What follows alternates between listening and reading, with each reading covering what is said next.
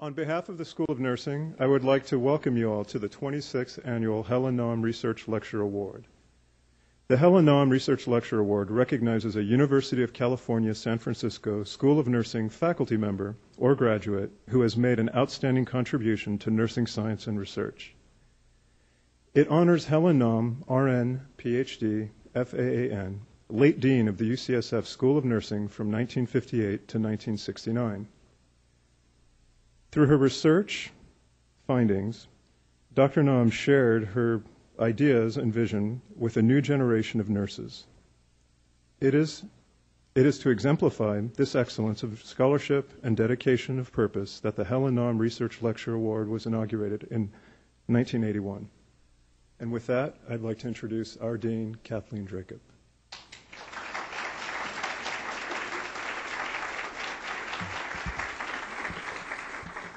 Good morning. I want to welcome you all. Chris Myskowski and I were just chatting about this is our favorite day of the year. The combination of the Helen Nahm, where we get together to honor someone who has made a real contribution to the research findings that nurses use every day, is a very exciting and celebratory event, and then capstoned by launching our graduates each year. So it's a very happy day in the school, and I really welcome each of you. As Brad mentioned, the Helen Nahm Research Award was initiated in 1981, and I know that there are several awardees in the audience, and I was just wondering if you would mind standing to be acknowledged.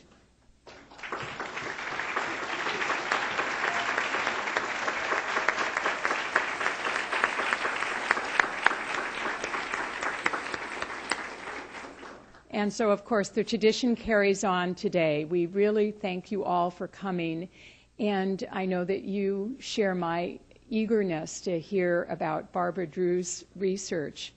The tradition of the Helen Nahm Award program has been that one of the nominees of the award recipient, provides the introduction. And this year, Claire Summergren, myself, and Chris Myskowski nominated Barbara. I don't know if many people know, but I learned how to be a dissertation chair from Barbara. She was my first doctoral student. And everything I've learned about being a dissertation chair, I learned from Barbara.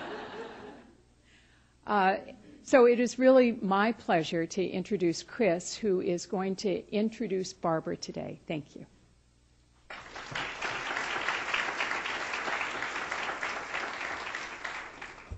Good morning and welcome again to this wonderful, wonderful occasion. It's my privilege to introduce to you this morning Dr. Barbara Drew, who's going to give us the 20th Helen Nahm Research Lecture. Now, I did some thinking about how could I characterize Barbara Drew's research career. And all of you that know Barbara or have known about her research knows, I guess we would crown her the queen of acronyms for her research projects. And the people in the back who have worked with Barbara recognize that. So I decided to get you familiar, those of you that are not not familiar with electrocardiography that Barbara will share with us her great research in, this is kind of the standard picture of the electrical activity of the heart, the PQRST complex. And Barbara's going to tell us how she studied that in a few minutes. But I'm going to use that complex as the framework for my introduction. And so what I've decided to talk about is the PQRSTs of an outstanding research career. Now, on that list, the Q was the toughest, all right? So you'll have to bear with me as I do some of this.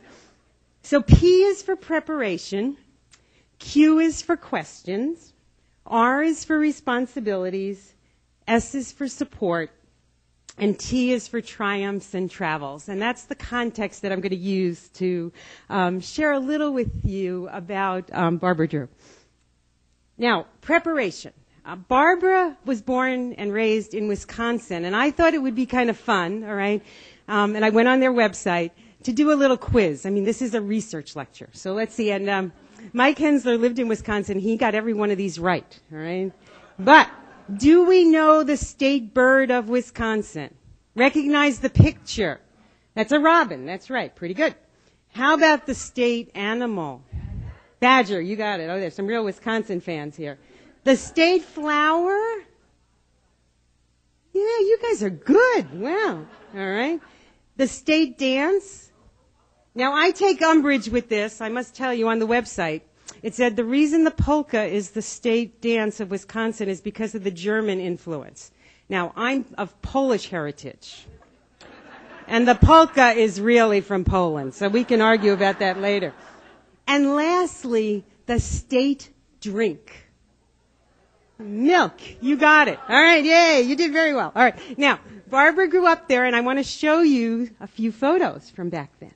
Oh, wait. I asked her how old she was there, and she couldn't remember. Mom, do you remember how old she was there? No? 2, 3, maybe? Maybe, huh? Quite all right. Barbara's one of 5 children. She's the second youngest. She's pictured there with her brother, her other 3 sisters, and her mom and dad. I'd like to take a moment to introduce to you Barbara's 3 sisters. Marge, Linda, and Kathleen, who are here with us today. They're sitting in the second row. If you would just give them a warm, warm welcome. And you'll get to meet them later at the reception. I think that this speech, speaking personally, is one of the highlights of a researcher's academic career. And none of us would be here without our parents. So I want to take a moment to introduce you to Edna and James Groves.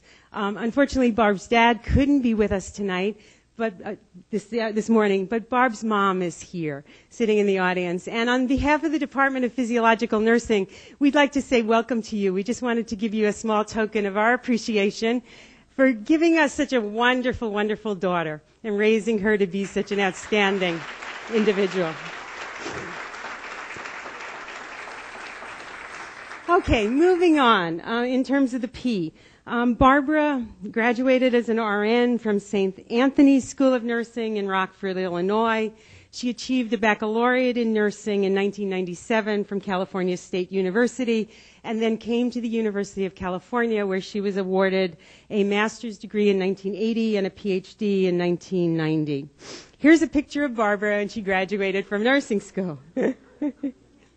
In moving on with preparation, Barbara's had a variety of rich experiences in clinical practice, serving as a critical care nurse, a head nurse of a coronary care unit, a director of cardiac nursing at Alta Bates Hospital, and then in 1990, I forgot what year you came here, Barbara. I didn't write that down. 94? 93? 90. 81. Sorry about that. All right.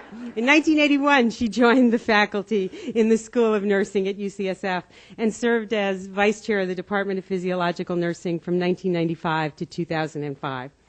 I want to step back a second as I did introductions and acknowledge that coming over the Golden Gate Bridge this morning, I forgot to include one picture in this presentation of supportive people in Barbara's families. And I apologize for that, and I skipped over it. I had intended to do it after I introduced Barb's mom. I'd like to acknowledge Dennis Drew, Barb's husband, who's here with us today as well, and I forgot to put his picture in the slideshow. So Dennis, thank you for being here with us and for all your support. Barbara took her extensive clinical experience and brought it to her research life here, looking at questions related to the care of patients primarily in the cardiac care unit. I'm not going to share with you the litany of research projects that Barbara has been engaged in because she's going to share that as part of her lecture. But what I'd like to comment on in terms of the Q part of the PQRST complex is that outstanding research questions have guided her research career, and you're going to hear more about those as she gives her talk. The goal, if you read Barbara's CV, in terms of the research that she does, is to improve the care of patients who require cardiac monitoring, largely critically ill patients, but also patients at home who need this type of monitoring as well.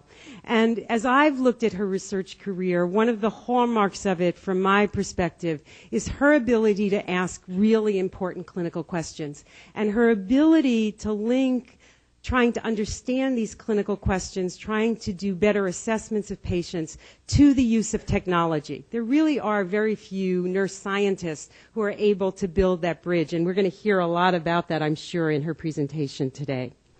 Barbara has had an extraordinary amount of funding since she launched her career in 1987. She's been funded by the American Heart Association, by the National Institutes of Health, through not only the National Institute of Nursing Research, but also through the National Heart, Lung, and Blood Institute. She has completed over 15 research projects and has been awarded over $6.9 million in research grants. In terms of responsibilities, back at home, I've listed a few that I think exemplify her career. She served as vice chair of academic programs in the Department of Physiological Nursing, and too many committees that could be enumerated on this slide. She served as chair of the faculty search committee for the 4 FTEs. Some of us remember that daunting task to bring together a consensus about new hires within the school, and she's also served as chair of the faculty. At the campus level, she's done service on the Academic Senate Research Committee. She served on the Executive Committee and on several chancellors' committees. Her most outstanding leadership contributions, however, come in her service to professional organizations. Barbara has been a leader at the local level of the American Heart Association, serving as a member of the board of directors, chairing that organization at the local level, and was the founder of the Public Access Defibrillation Project here in San Francisco that got public access defibrillators available in key public spaces in the city. She has also served in key leadership positions at the national level of the American Heart Association, holding several positions on the Council for Cardiovascular Nursing. She served as liaison from that council to the Clinical Cardiology Committee. She served on the board of directors of the Western Affiliates, the regional group for the American Heart Association, and has served on the Acute Care Committee of the Council of Clinical Cardiology for the American Heart Association. If that wasn't enough, she is also, for the American Heart Association, chaired a multidisciplinary committee that developed practice standards for electrocardiographic monitoring in hospitals across this nation, taking and exemplifying, I think, what Barbara does really well, taking her research findings and moving them into practice in a very evidentiary-based way. Barbara has been exceedingly active in the International Society for Computerized Electrocardiography, serving as a member of the board of directors and then as a chair of the Budget, Finance, and Awards Committee, doing such outstanding jobs in that organization that they had the good sense to elect her the first nurse ever to be president of that, I guess I can say it, largely male-dominated organization. So we need to congratulate her for that. In terms of the S of the PQRST complex, I have to state that I think one of the hallmarks of Barbara's career is her ability to support students as well as new scientists. And I use this picture of her with Mary and Michelle in the Netherlands to exemplify that. In terms of the honors she's received in recognition of her mentorship activities, she was selected as one of the 10 critical care nurses, one of the top critical care nurse mentors in the United States by the American Association of Critical Care Nurses, a very large national organization that recognized 10 individuals for their exemplary mentorship. Barbara has also received from the UCSF, the University of California, San Francisco, the Outstanding Faculty Mentorship Award. If you review her CV, she has chaired 6 master's thesis committees, 13 doctoral dissertation committees, of which she has served as chair of 11 of those. In terms of the T part of that complex, I'd like to just enumerate the number of Lifetime Achievement Awards that Barbara has received. Starting in 1990, she was honored by the American Association of Critical Care Nurses with their Research Award. She was elected a Fellow of the Council of Cardiovascular Nursing in 1994. Sigma Theta Tau recognized her contributions to research with their award in 1995. And in that same year, she was elected to fellowship in the American Academy of Nursing. In 1997, she received the Young Investigator Award from the American Heart Association.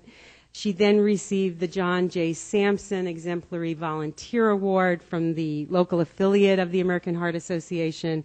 In 2001, again, honored for her contributions to cardiovascular nursing, she received and gave the lecture in the name of Catherine A. Lembright.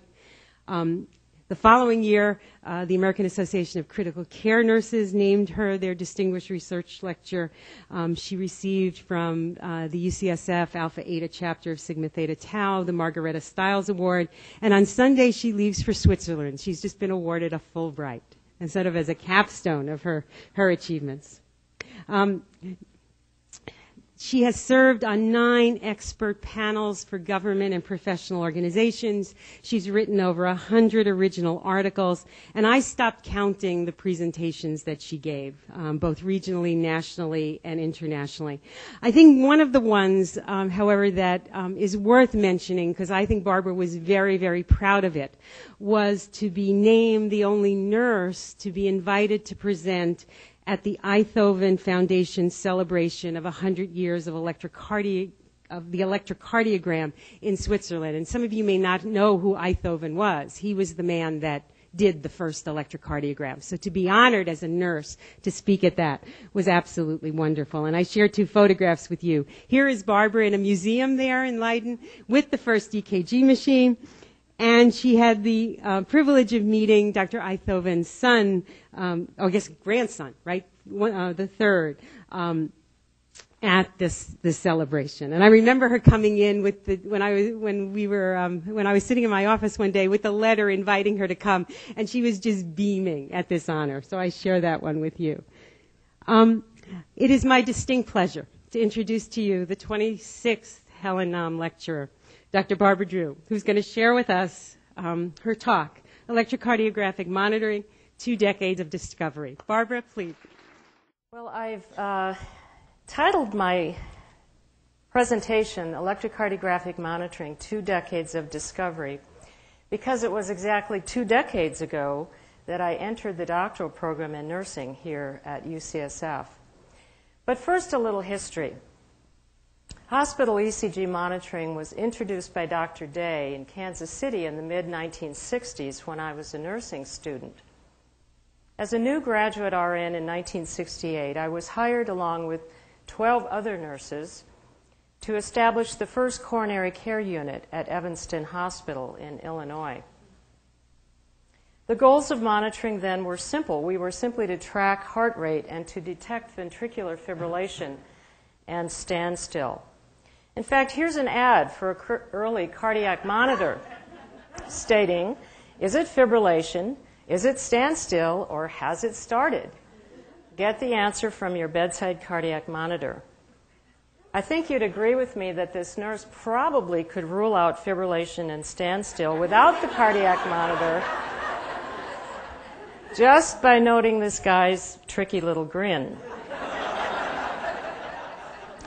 Well, lead 2 was universally used for cardiac rhythm monitoring in the early years because it required just 3 electrodes on the patient's chest and it provided a very clean signal. That's because it has a high signal-to-noise ratio, so it was perfect for accurate heart rate detection. Now, another glimpse of what it was like in the early years can be seen by a promotional film that Hewlett-Packard Company filmed in my CCU 35 years ago. If you have trouble figuring out which of the 2 nurses I am, I'm the one with, I'm the brunette with the larger nurse's hat. Nurses in a busy urban hospital keep a watchful eye on their patients using a Hewlett-Packard monitoring system. Heart rate, pulse, and other vital functions are continuously displayed at the nurse's station.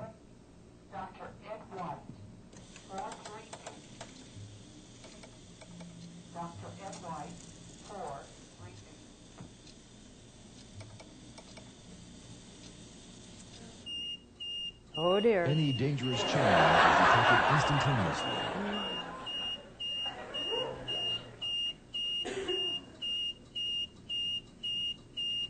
Got to plug it into the wall.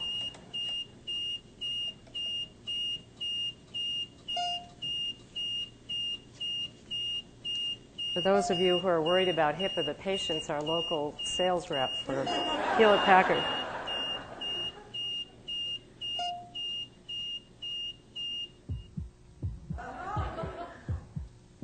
We had those sound effects in those years to know that defibrillation worked.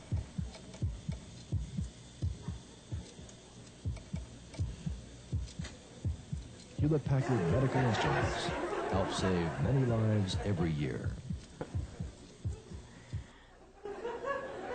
Well, from 1968 to 1986, I worked in coronary care units in staff nurse, nurse manager, and clinical nurse specialist roles.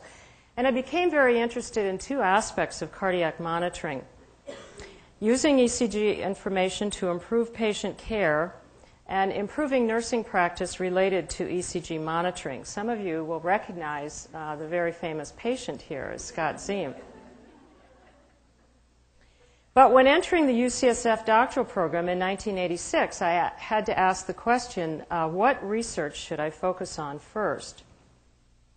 Now, at the time, there were publications like this one in the Annals of Internal Medicine about a misdiagnosis dilemma related to ECG monitoring. And to quote these authors, they state, "Wide complex tachycardia is often incorrectly diagnosed as supraventricular tachycardia, when in fact the 12-lead electrocardiogram strongly suggests ventricular tachycardia. Verapamil is commonly administered in these circumstances and is frequently associated with a poor outcome." Now, I realize that some of you are laypersons in the audience and that you may not know these terms, so let me just brief you here. Supraventricular tachycardia, or SVT, arises from above the ventricles, and it enters the ventricles over the specialized electrical conduction system of the heart and spreads rapidly to both ventricles simultaneously, producing a narrow, normal-looking QRS complex. Verapamil can be administered intravenously, which blocks impulses at the AV node, so impulses can't enter the ventricle, and it either abolishes the tachycardia or at least slows it down. In contrast, ventricular tachycardia arises from the ventricle. It never gets into the specialized conduction system, but rather spreads in an unorthodox manner through the ventricles, producing a wide, bizarre-looking QRS complex. Verapamil not only doesn't work to terminate this tachycardia, but it has negative inotropic properties which can cause hemodynamic collapse and even death. Well, most of you might say, what's the problem? I could tell the difference between the narrow, normal-looking QRS tachycardia and the wide QRS tachycardia.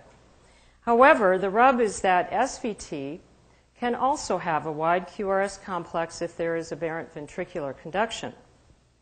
So this makes the differential diagnosis of a wide QRS tachycardia challenging. And some researchers, such as the famous Dr. Wellens from the Netherlands, somehow Netherlands really produces wonderful electrocardiographers, had published that the QRS configuration in lead V1 is valuable to distinguish VT from SVT with aberrancy. One of these criteria is shown here. When the wide complex is positive and wide with two peaks at the top, which nurses dubbed rabbit ears, and the left peak is taller than the right peak, Wellens found that this was likely to be ventricular tachycardia. Whereas if the complex had the right rabbit ear pattern, it was likely to be SVT with aberrancy. Well, monitoring lead V1 requires 5 electrodes, and early cardiac monitors did not provide this capability. We had instead the simple 3-electrode style monitors for monitoring lead 2. So a famous electrocardiographer by the name of Henry J.L. Marriott, also known as Barney Marriott, who had been Oxford trained, a famous cardiologist who had the bestseller of ECG interpretation books, developed a workaround for this situation. First, to quote him in this 1970 article, he said, "Of the conventional ECG leads, the one that contains the most information about disturbances of rhythm is V1, which should therefore make the best lead for routine monitoring. But V1 is mechanically inconvenient since all 4 electrodes must remain constantly attached in addition to a 5th chest electrode." So he goes on to talk about his workaround. And here's Dr. Marriott's modified V1, which he called MCL1. It used just 3 electrodes, and we could do it with our current bedside monitors. MCL1 monitoring became so common in the 1970s and 1980s that EKG monitoring companies built it right into their lead selection choices. But I always wondered, is it valid to apply ECG criteria developed using V1 when monitoring an MCL1? So if your patient monitored an MCL1 develops a wide QRS complex like this one that has the left rabbit ear rule, can we be certain that it's ventricular in origin? Well, I decided that I should call Dr. Marriott and ask him about how he developed the MCL1 lead. And he said, in developing MCL1, I confirmed that it matched V1 in an outpatient clinic population. I did not compare these leads during arrhythmias, but I would expect them to be comparable during wide QRS tachycardias. He went on to say, "This would be a great project for you, Barbara. You could confirm the value of my MCL1 lead, which would convince clinicians to switch from lead 2 to MCL1. So that was encouraging. And I decided to take this on as my dissertation project, but of course I needed a gold standard for a correct diagnosis. Now, the gold standard for a correct diagnosis of wide QRS tachycardia is an invasive cardiac EP study. And the director of the EP lab at UCSF in those years was Dr. Melvin Scheinman, who was like a rock star because he had just introduced catheter ablation therapy, which has become the standard of care now for the treatment of tachycardias. He changed the whole paradigm and is the reason why every hospital wants to have a cardiac EP lab. This is the way the UCSF EP lab looked during the year that I was collecting data there in 1989. Notice that's the year of the earthquake. This is how my patients looked. I was collecting data for more than my dissertation study because I felt as long as I was going to be there for a year, I had better get busy with more data that I could look at later. Now, Mel is back east and unable to be here today, but he asked me if he could say a few words. So here goes. It is indeed a very great pleasure for me to honor Dr. Drew. I'm just so sorry that I couldn't be here in person to witness this auspicious event. I've known Barbara for well over 100 years and can attest to the brilliance of her work. We have worked closely together over the years, first on analyzing the different EKG waveforms to differentiate supraventricular from ventricular tachycardia, and Barbara independently came up with her own criteria, which has lasted the test of time, and we fondly refer this to as to the Drew criteria. Subsequently, Barbara has branched out and done just wonderful independent research, firstly focusing on the body surface map in ischemia, showing the importance of these parameters and following our patients who are admitted to hospital with various problems related to coronary occlusion. In addition, she has done wonderful work correlating sites of infarction with the EKG parameters. So in sum, it has been an incredible pleasure for me to watch the growth and development of Barbara Drew. I'm really honored to be part of these celebrations and know that she's going to continue to do exemplary work in the future.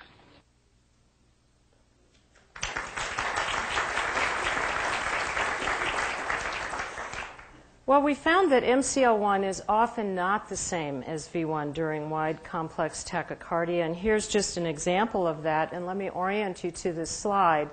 The top waveform is MCL1, Dr. Marriott's lead, and then the next is the true V1, and the bottom two are intracardiac electrograms, the ventricular electrogram and the His bundle electrogram, which is used as the gold standard for a correct diagnosis. Now, the correct diagnosis here is a non-sustained ventricular tachycardia, which ends right here, and the last two beats are normal beats. Notice that MCL1 and V1 are identical during normal rhythm, but they're completely different during the wide complex tachycardia. The true V1 has the accurate left rabbit ear pattern, which is correctly indicative of ventricular, but MCL1 would lead to a wrong diagnosis. So Mel and I published the MCL1 lead recorded clearly different QRS morphology than lead V1 in 40% of VT cases and was diagnostically inferior to V1. We concluded the MCL1 lead cannot be substituted for V1 in the use of morphologic criteria for VT. Now, I worried a little bit about Dr. Marriott finding out about this. I did warn him before this publication came out, and he did want to see the waveforms, which I showed him, and he did agree with me. He was very surprised. And over the years, we've remained friends. Dr. Barney Marriott turns 89 next week, and he couldn't be here, but he also wanted to say a few words.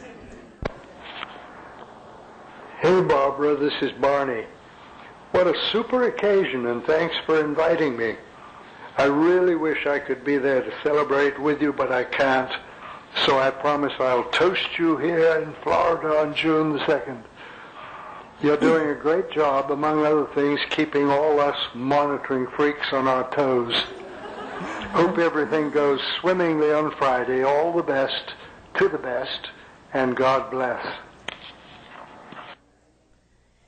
Well, while I was in the throes of my dissertation, I received a letter from Anita Christensen, a clinical nurse specialist from Good Sam Hospital in San Jose, showing me some rhythm strips from a patient they had in their unit who had these common wide QRS complex tachycardias. And in the V1 lead, they noticed that it did not have the left rabbit ear pattern. And she decided to look at the patient's electrode placement, and she noticed that the electrode for the chest lead V1 was one intercostal space too low. It was in the 5th rather than the 4th intercostal space. So she decided to correct that while she was in the room, and the next time the patient had the same monomorphic tachycardia, it now was correctly indicative of ventricular tachycardia, which was confirmed by invasive study.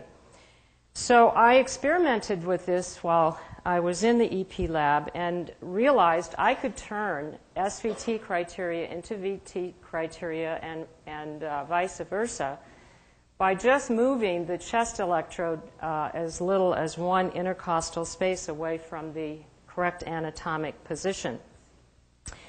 That was scary because I didn't think nurses knew that. And I talked to our clinical nurse specialist in cardiology. Some of you recognize Bridget Ide.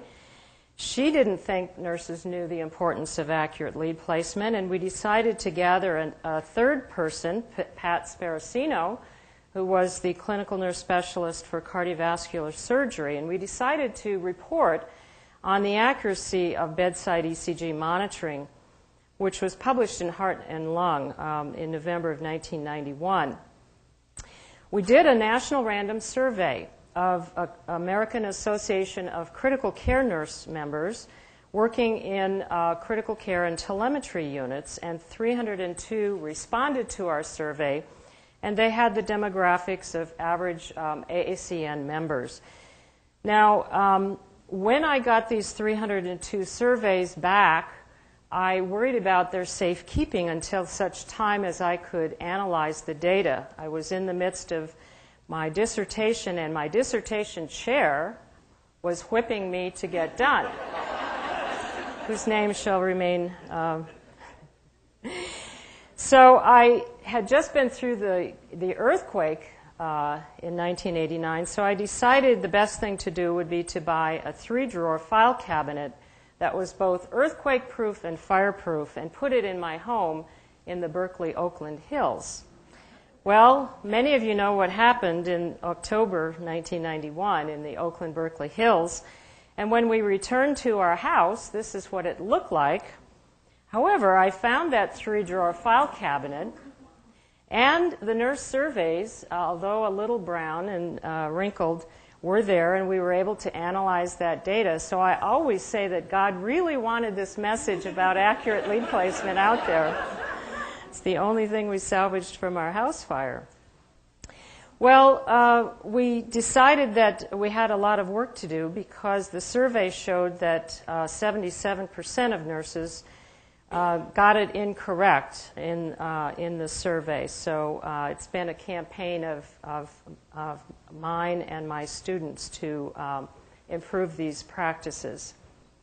So to summarize my dissertation findings regarding wide QRS tachycardia, I learned that the 12-lead ECG was best, and I wished, if it weren't so cumbersome, wouldn't it be great to be able to monitor all 12 leads continuously?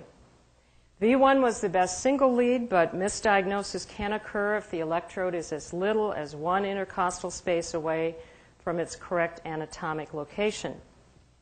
MCL1 is not a valid substitute for V1. 40% of VTs have different QRS criteria in MCL1 versus V1.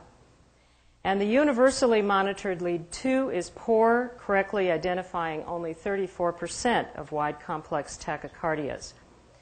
Well, my dissertation committee thought this was good enough, so I got the PhD, and I was thrilled that Mary Lynn Dodd hired me as an assistant professor in the Department of Physiological Nursing. So here I am starting out alone in 1990, wondering what I should do next.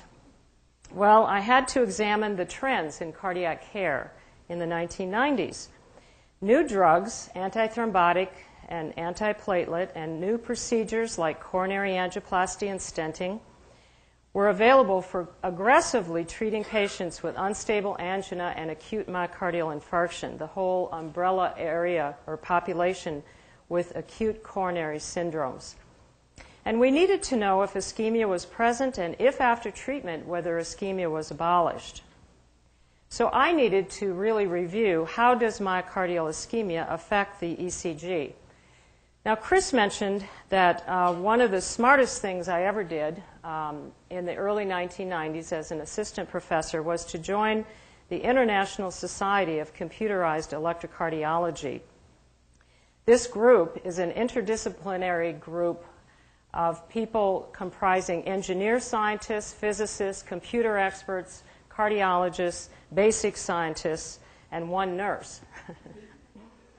And I've learned so much from this interdisciplinary collaboration. And one of these people is a engineer scientist from the Netherlands, Adrian van Oostrum, who has developed a wonderful computer simulation using known heart properties. And I think this best teaches you how myocardial ischemia affects the ECG.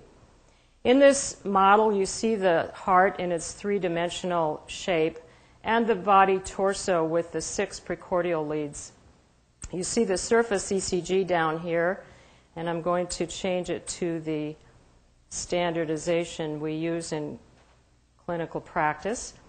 Now, the portion of the cardiac cycle that is sensitive to ischemia is where I put the cursor on here, following the QRS in the ST segment or T wave. And on a body surface map, if you were measuring the potentials, electrical potentials recorded all over the torso, there would be zero potential during this time. And body surface maps are color-coded. So green is good. Green means there's no current injury, current flow. If there was current flow, injury current flow toward the outside of the torso, it would turn red. And if it was traveling away from it, it would turn blue. So red and blue are bad, and green is good.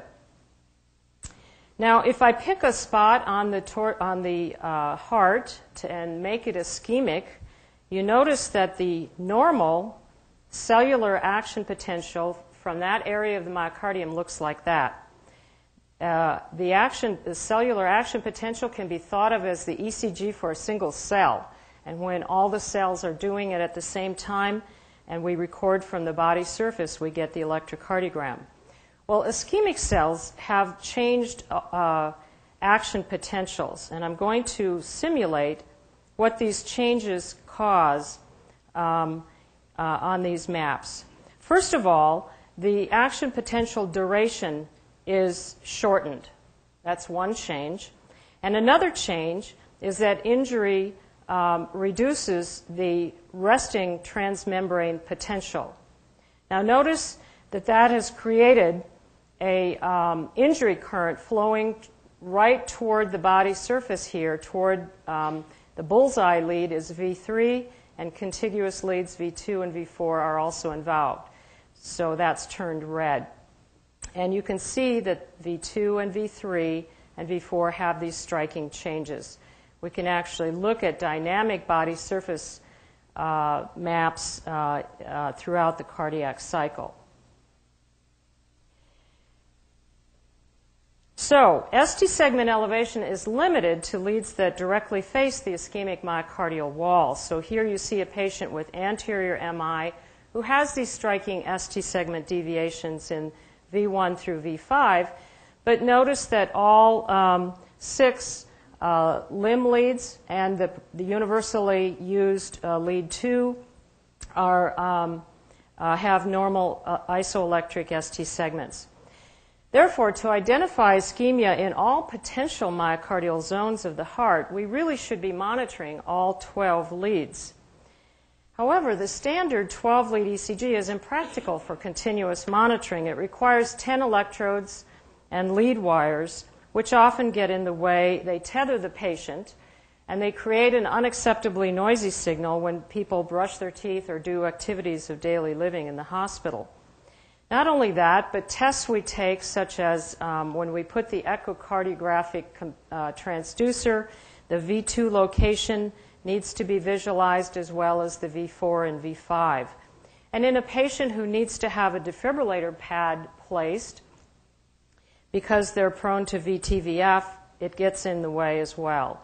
And women with large breasts or pendulous breasts, these are positions that are difficult to maintain.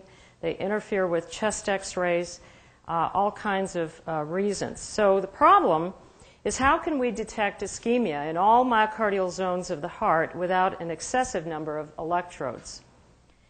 Now, I became aware of the fact that NASA used reduced lead set technology to record astronauts' 12-lead ECGs in Skylab 2.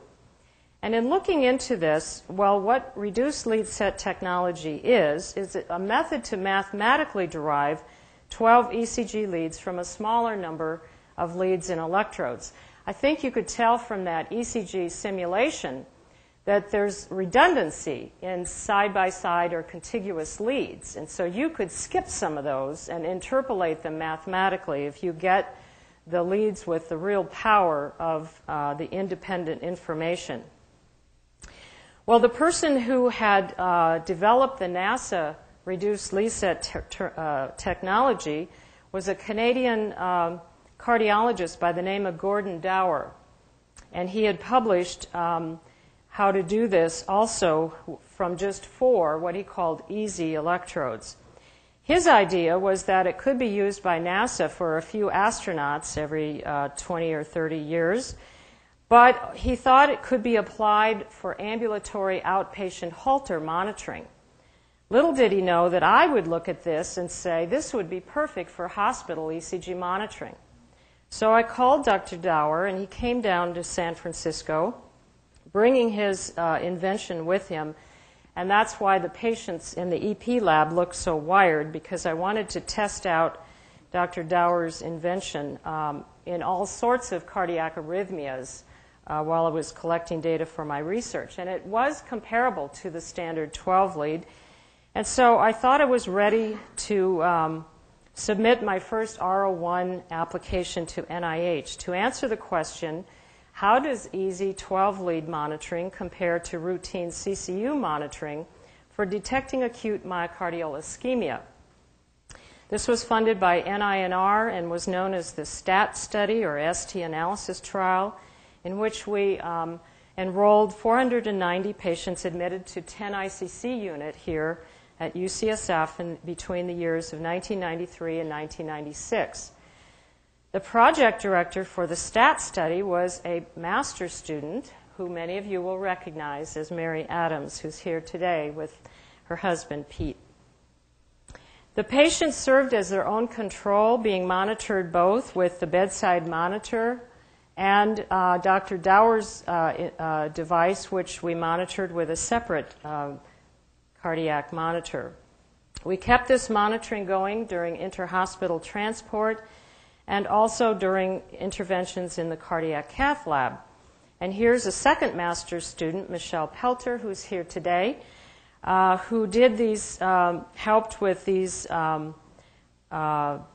recordings in the cardiac cath lab.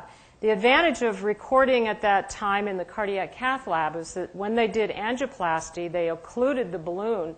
With the balloon catheter, they occluded a vessel, and we knew where the anatomic site of that vessel was, and we could correlate this with the ECG findings. It was a nice model of acute coronary occlusion, or acute MI. And this just shows you that when you inflate the angioplasty balloon, either for angioplasty or to seed a stent, you interrupt the blood flow, and downstream the muscle becomes ischemic, just as though this would have been occluded with a thrombus, as in acute MI.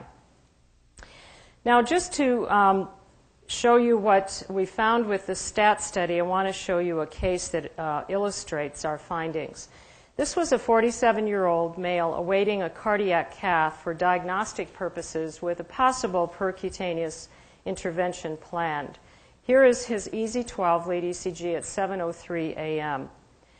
5 minutes later, he begins to develop ST segment elevation, which becomes very, what we would call screaming 2 minutes later, and then begins to resolve, and then finally goes back to the baseline. During this 30-minute episode, the patient never put on his call light. And here are the 5 easy 12 leads that I just walked you through. And when you compare what was happening with his routine CCU monitoring leads before and during that event, you will see that this was would have been totally clinically silent.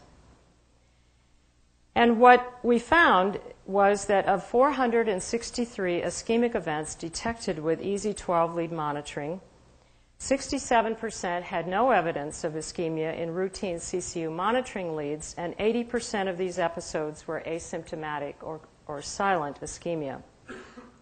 When we published this in the American Journal of Critical Care, the giant cardiac monitoring company, which is today Philips, decided they should put this in their monitors. And they tell me that they are now selling these all around the world in the countries that you see listed here.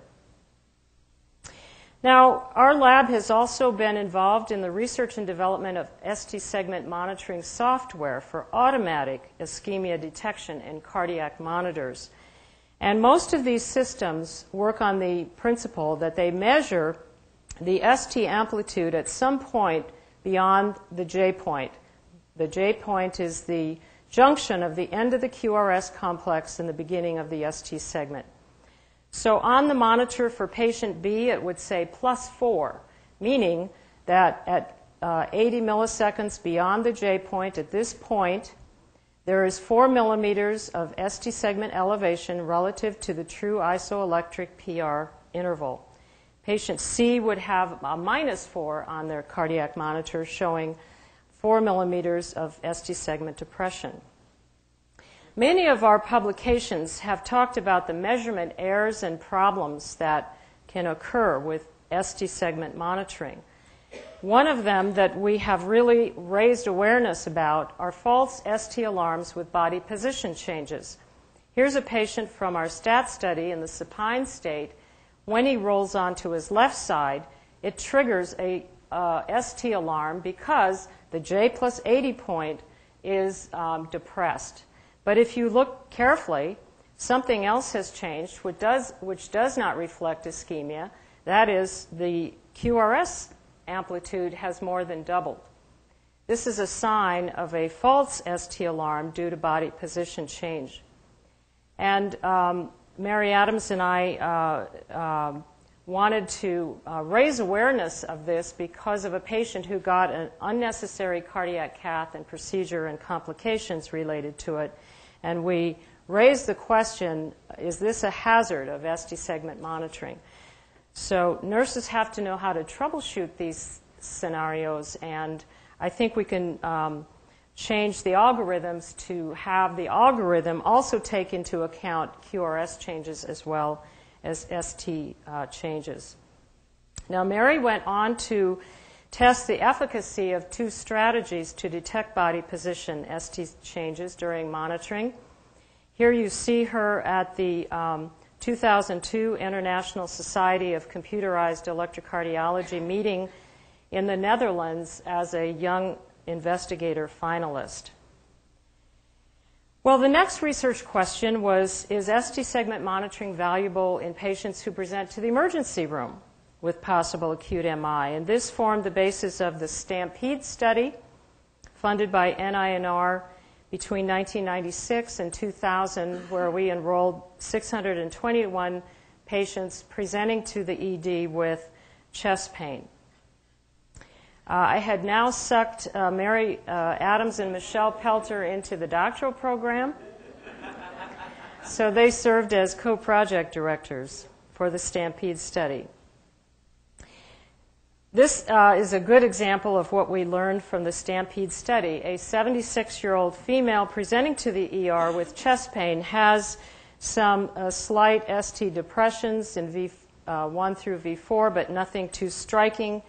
But 8 minutes later, she had striking ST segment elevation, which meets the criteria for acute MI. And when we looked at the patient's ST monitoring trends in the emergency room, in the 1 hour period of time, 1420 to 1520, that she was being observed, we noticed these waves of ST elevation interspersed by normal ST segments. And I can show you 3 waveforms at 3 time points to show you how dynamic these changes were. Now, apart from our continuous monitoring, the clinical decision-making in this patient was done with the routine serial snapshot standard 12-lead ECGs. They recorded a total of 5, 20 minutes apart, and all of them missed the periods of ST elevation. So we realized that many of these patients have very dynamic ST segments, and continuous monitoring improves the detection. Now, I've been very fortunate that students have extended my program of research in important ways.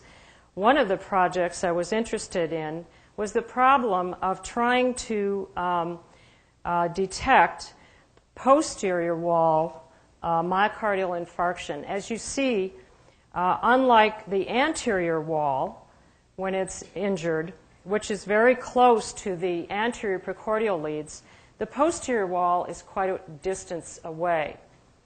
People in the literature said, well, put electrodes on the back, which face that posterior wall. The problem is, it's still a long ways away from the current of injury, and more importantly, I had learned from my ISKI colleagues that the worst conductor of electricity in the heart is air.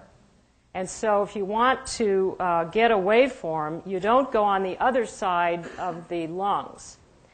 So Shufeng Wang introduced a new ECG criteria for posterior wall acute ischemia, validated by our PTCA model of acute MI, and I'm glad to say that she's here from the University of Arizona today.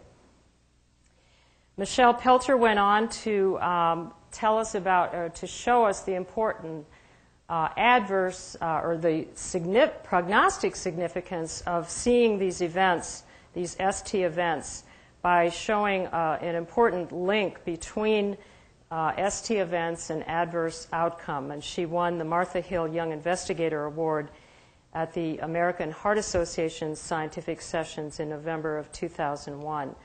And I'm glad to say Michelle is here from Reno today. Claire Summergren, who's also here today, taught us about electrocardiographic repolarization abnormalities in patients with subarachnoid hemorrhage as part of the CRASH study, which stands for cardiac responses to aneurysmal subarachnoid hemorrhage. The principal investigator is John Zaroff from the Division of Cardiology. So we found a reason to look at ST segments in the neuro ICU. Now, all of our work in ischemia monitoring culminated with a consensus statement for healthcare professionals where we told people how to do this right. So what are we doing now? Well, one of the studies we're involved in is the Immediate AIM study, funded by the National Heart, Lung, and Blood Institute. We want to determine whether body surface mapping is superior to standard electrocardiography for detecting ischemia.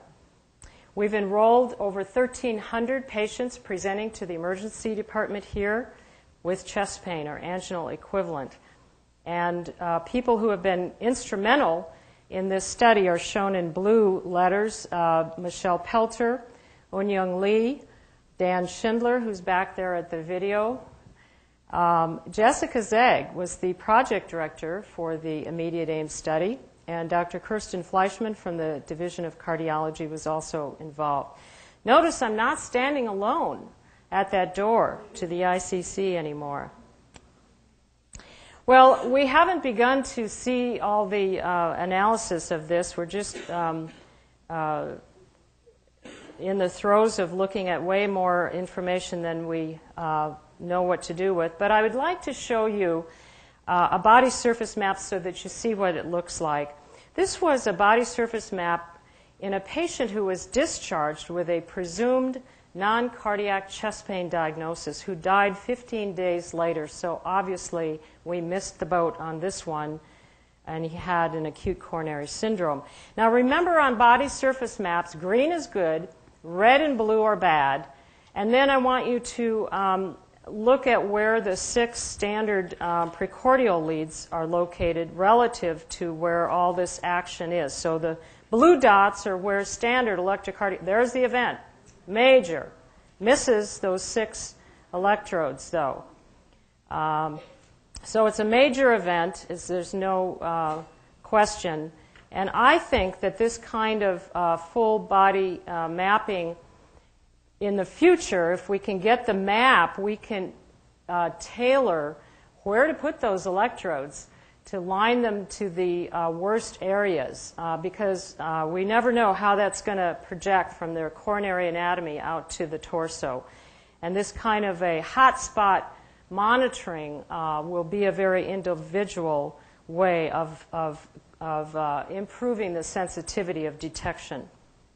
The other study we're involved in is the ST SMART study, which stands for Synthesized 12-Lead ST Monitoring and Real-Time Teleelectrocardiography.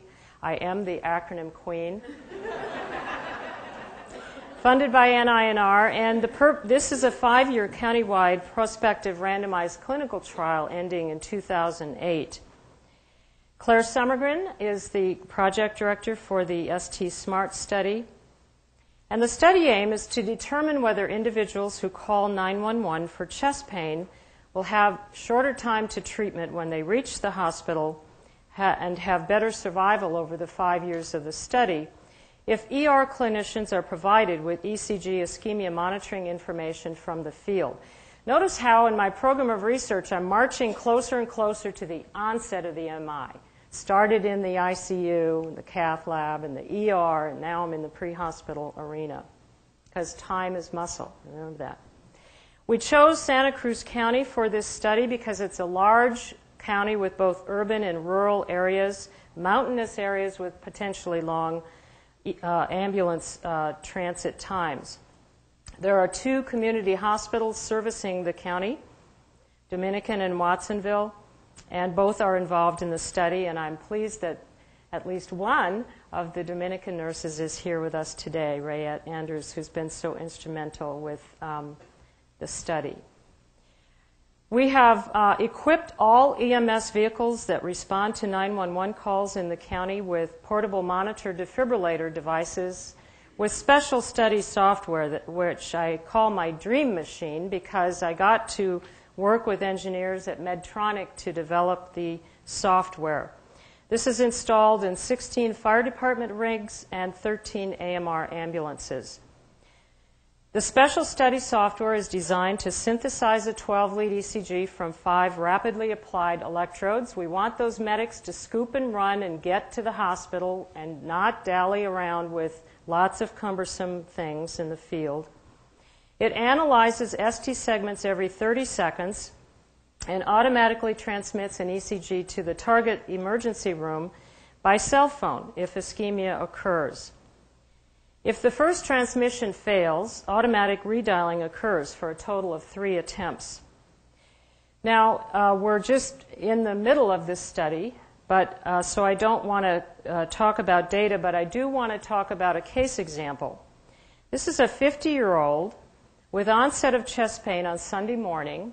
He sent me this picture to explain to me why he didn't call 911.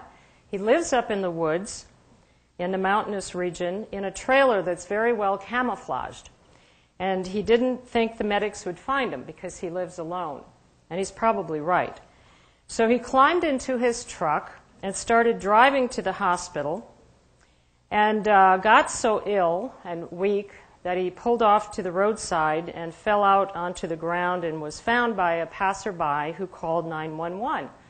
And along came the AMR ambulance with the dream machine in it.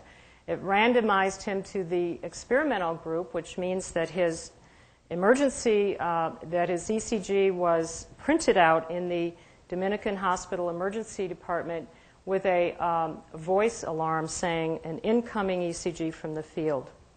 This is his ECG transmitted from the field showing acute ST segment elevation myocardial infarction. The ER physician showed it to the cardiologist on call who said when this guy reaches the hospital, he goes straight to the cath lab. And Dominican Hospital after hours doesn't have people in the cath lab, so they have to though live 30 minutes away. And so they were able to activate the staff, get them in, and get things set up while this patient was en route. If you look on the left, you see what his cardiac cath showed. And for those of you who know how to read these things, you see the blood flow stops right here in the mid-right coronary artery. That's where the thrombotic occlusion is. And he gets a stent there, and this is what it looks like afterward. A good outcome. And the exciting thing was that the door-to-balloon time, which is our big dependent variable of interest, was just 46 minutes on a Sunday, and their pre-study average at that hospital is 105. The American Heart Association wants hospitals to strive for a door-to-balloon time of 90 minutes. So we're hoping this translates to better outcomes in the ST SMART study. He was so proud of this outcome that he talked about it to a Santa Cruz Sentinel reporter who made it a front page talk about a wonderful way to get community consent, which we were asked to do by CHR. At any rate, here he is after his MI back in his trailer, and we got great press. It said, a life-saving experiment, county chosen as test site for new heart monitor. Well, our future plans are to develop QT interval measurement algorithms for cardiac monitors and to determine whether QT interval monitoring will prevent cardiac arrest from torsade de pointe, which can occur as a reaction to certain drugs. This is what torsade de pointe looks like. This was in a patient in our 10 ICC unit, started on IV erythromycin for pneumonia, which is a drug that can cause this deadly arrhythmia. There's a lot of drugs that can cause prolonged ventricular repolarization and cause this dangerous arrhythmia. Well, as Chris mentioned, I did lead the pack to develop a American Heart Association scientific statement entitled Practice Standards for ECG Monitoring in Hospital Settings. A wonderful group of international experts got together to describe what are the best practices for arrhythmia, ischemia, and QT interval monitoring. And it is on the AmericanHeart.org website, and it was awarded the American Heart Association Clinical Article of the Year last year.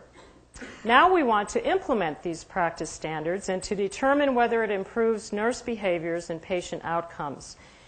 Dr. Marge Funk from Yale University School of Nursing and I just submitted a revised grant to NINR March 1.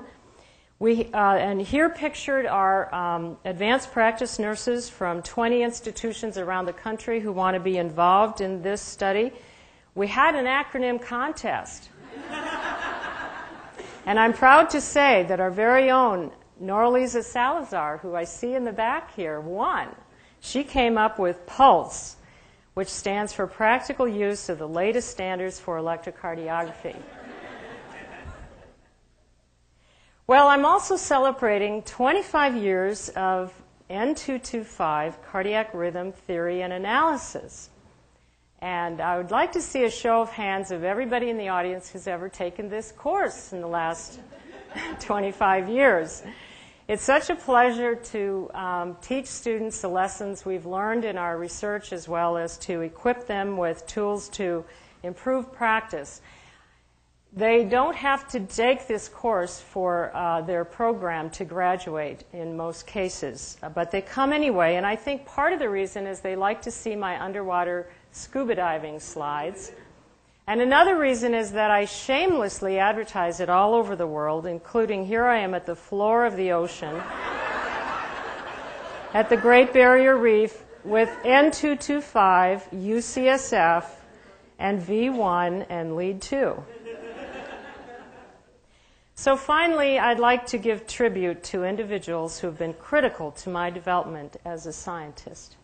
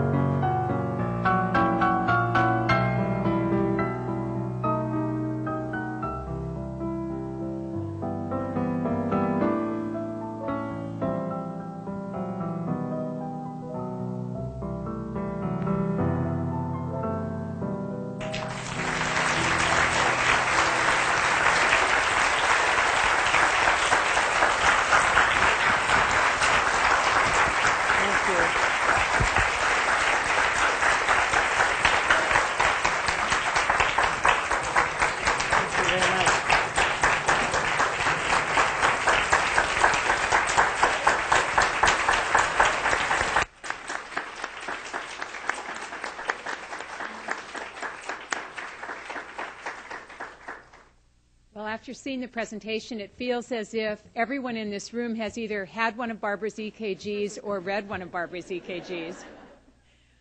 So, of course, it is my pleasure to award Barbara this small monetary acknowledgement of her wonderful work and the respect with which she's held by all her colleagues at UCSF, and the Helen Nahm Medal, which all of you will be invited to come and see. We don't think she's going to wear it,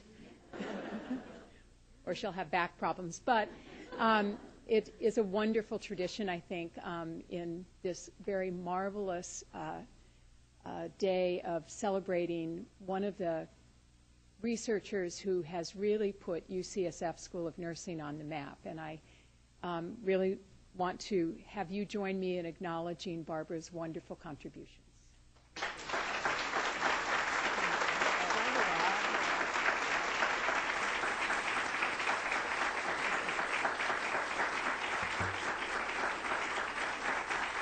And now we have a little surprise for Barbara. I think everything else was very well choreographed, and as you can tell, Barbara's very used to choreographing carefully. But one of her family members, Kathy Getrust, is going to come and just have a few comments from the family.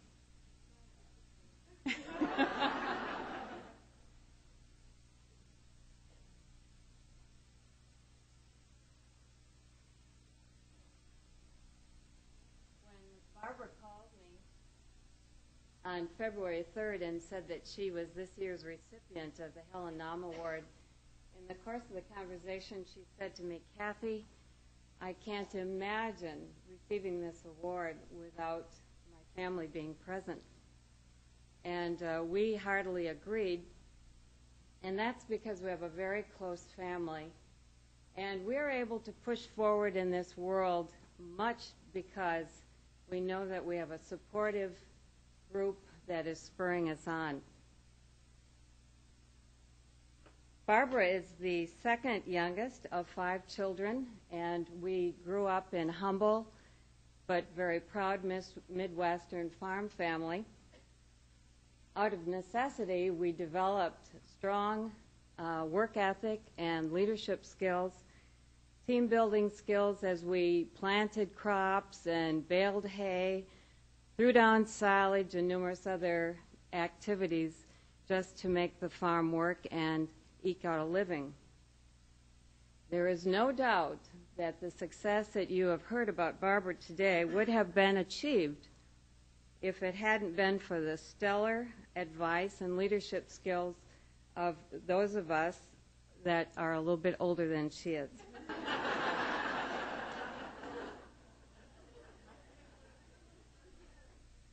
Barb and the rest of us went to a one-room country school, and that served grades 1 through 8.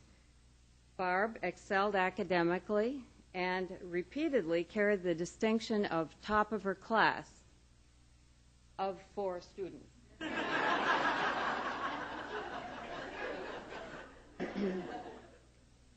Barb had a very close relationship with Dad, who modeled for her a very calm, very steady approach to life and farm problems in particular. This certainly would serve her well as she went on as a critical care nurse during cardiac crises and cardiac arrests. Our parents really encouraged all 5 of us to get a good education, and Mom had a particular interest in our choosing nursing as a career. Mom had a very troubled childhood, and during her early teen years, she found herself literally at the doorstep of a nurse's residence in La Crosse, Wisconsin.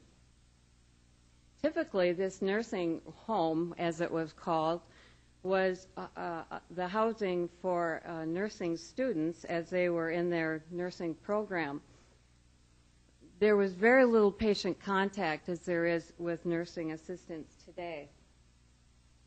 As a result of that, she really grew to admire the comfort and care that she saw nurses really taking on and providing so skillfully. As young children, we all have wonderful stories about Mom that she shared of her experiences both in the nursing home as well as in the hospital next door. Barb and I had a very close relationship, but she had a very bad habit of being able to do a disappearing act just about the time work was needing to be done. But it was very easy to follow the trail to her bedroom, where she was quenching her thirst for research by reviewing notable literature such as Boxcar Children, Black Beauty, or the Sugar Creek Gang. When she wasn't reading, Barb was Calamity Jane or Annie Oakley or other spirited woman from the Old West. And we should have known then that she had her sights fixed on a future in the wild, wild west of California. Barb was musically inclined and considered that as well as some other career options. But in the end, she and I and our youngest sister, Marge, decided that we would take our mother's good advice and choose to pursue nursing. And none of us have felt that that was a mistake. We were all very happy with the decision that we had made. We were all very proud of Barb as she continued her academic climb while working full-time as a nurse manager in critical care. I recall her telling me quite a number of years ago about a potential faculty position at UCSF, and she was thinking, maybe I'll just try that for a year. And knowing Barb's inquisitive mind and love for learning, I said, Barb, you take that position, that faculty position, you're never going to be happy going back to hospital nursing. And I know that she's never regretted that decision either. I want to thank all of you for allowing me this opportunity on behalf of my family, my mother, my sisters, and there is an extensive family throughout the United States that we were able to get together recently, who also want to extend their best wishes to Barbara and their love. Barb, we are extremely proud of you and cannot think of a more deserving recipient. Congratulations.